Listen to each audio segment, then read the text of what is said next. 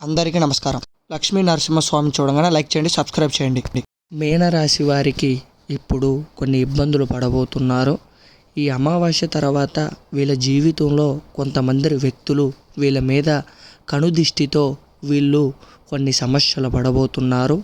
వీళ్ళు చాలా బాగున్నారు అని చెప్పి, మనశ్శాంతితో ఆనందంగా ఉన్నారు అని చెప్పి వీళ్ళ మీద కొంతమంది ఏడుస్తూ ఉంటారు. వాళ్ళ ఏడుపులు కనుదిష్టి వీళ్ళకి తగిలి వీళ్ళు చాలా సమస్యలు ఎదుర్కోబోతున్నారు. దీనివల్ల చాలా ఇబ్బందులు కూడా పడతారు. ఈ రాశిలో ఉన్నవారు మనశ్శాంతి ఉండదు, ఆర్థికంగా ఇబ్బంది పడతారు, పడుకుంటే కంటికి నిద్ర పట్టదు, ఇలాగ కొన్ని లక్షణాలు వస్తూ ఉంటాయి.